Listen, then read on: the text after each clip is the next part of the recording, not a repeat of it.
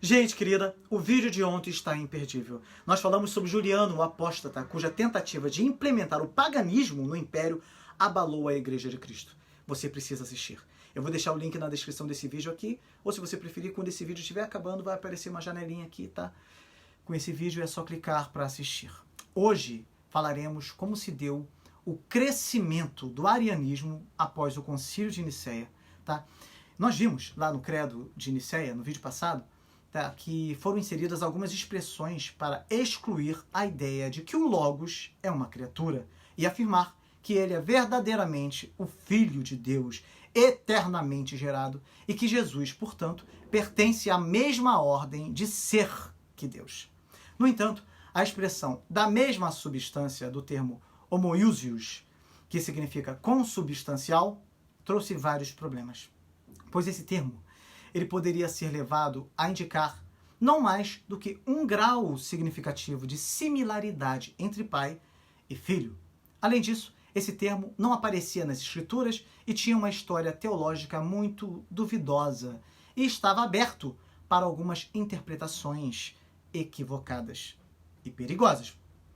De uma substância, poderia, à luz da utilização popular ordinária, indicar que o Logos é algum tipo de extensão ou pedaço do material divino e assim sugerir que Deus próprio é corpóreo, é divisível e também mutável. Os arianos se aproveitaram de toda a discussão e de toda a rivalidade e ódio provocado pelos encontros e usaram de uma tática muito ousada, alcançar o favor de Constantino. Eusébio de Nicomédia conseguiu se aproximar do imperador de Constantino e convencê-lo de que Ário estava certo. Diante de tudo isso, parecia que os arianos haviam triunfado. Só parecia, graças a Deus. Podemos tirar muitos ensinamentos preciosos deste episódio tão marcante. Eu acredito que muitos de vocês já ouviram dizer que doutrina não é importante, não é? E sempre que questionamos a validade do ministério de alguém ou da obra de uma igreja como um todo, levando-se em consideração as doutrinas que são ensinadas, nós somos repreendidos e lembrados que o importante é ganhar almas para Jesus, ter comunhão com Deus e etc. Mas será que a doutrina tem um papel secundário nas avaliações que fazemos? E na nossa vida? Pois bem, vamos imaginar um caso hipotético qualquer, tá? Um determinado cristão é um frequentador assíduo de determinada igreja dita cristã, tem uma família grande, ele é trabalhador, caridoso, tenta ser honesto em tudo que faz e todos dão testemunho de forma exemplar, né, da forma, melhor dizendo, exemplar, de como ele se porta em casa, de como ele trata sua esposa, como trata seus filhos e os conhecidos. Tal pessoa seria tida na maioria das igrejas, se não em todas, como um cristão genuíno, alguém que vive o cristianismo. Não é verdade? Dá para negar? Mas o que dizer se essa pessoa pensa que a Bíblia é um livro falível, cheio de erros? Essa é a sua doutrina sobre a Escritura, a sua bibliologia. E para ele, os relatos modernos que a mídia propaga sobre Cristo, a saber, que ele foi amante de Maria Madalena ou de qualquer outra mulher e teve filhos, são verdadeiros e dignos de aceitação. Essa é a sua doutrina sobre Cristo, a sua cristologia. Podemos citar os mais variados exemplos aqui, mas você já entendeu onde eu quero chegar, não é?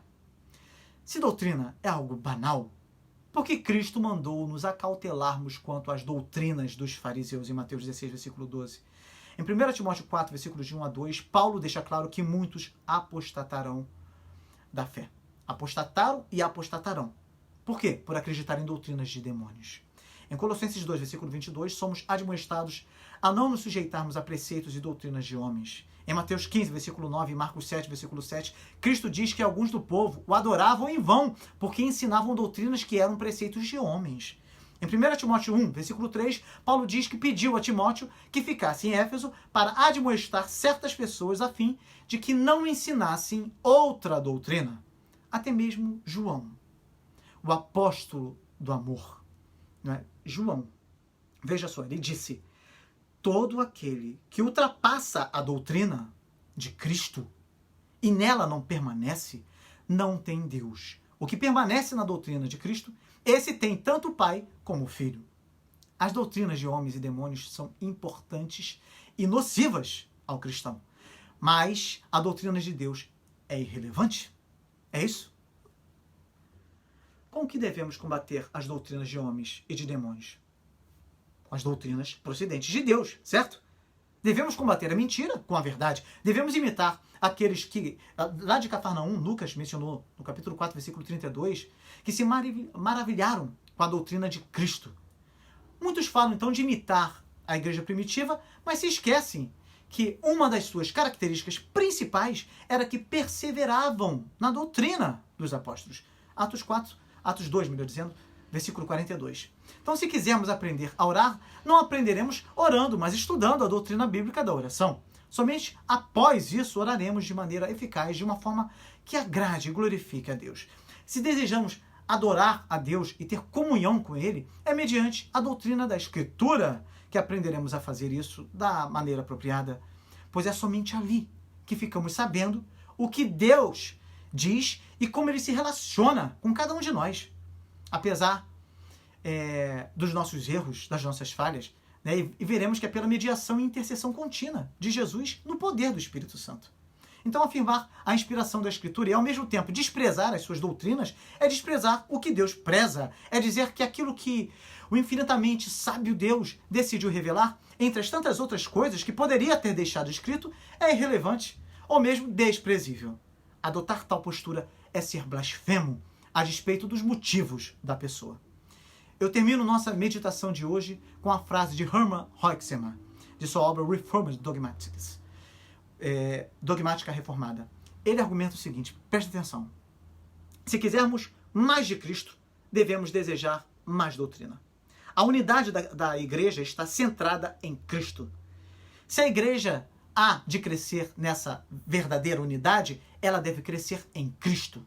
Ela não deve ter menos de Cristo, mas sempre mais. E seu Cristo está nas Escrituras. Por conseguinte, ela deve apropriar o Cristo da Santa Escritura, o que significa que deve instruir e ser instruída na verdade.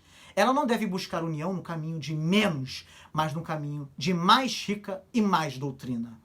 Ela deve não somente colocar de lado as doutrinas de homens, sem dúvida, mas deve também crescer sempre na doutrina de Cristo. Amém? Se você ainda não é inscrito aqui no canal, inscreva-se, deixe o seu like e comentário, tá? E compartilhe este vídeo com os seus contatos. E hoje à noite, às 20 horas, venha participar conosco de nossa rede de oração e intercessão. Se você quer mudança, mude antes de qualquer outra coisa. Amém? Até mais tarde.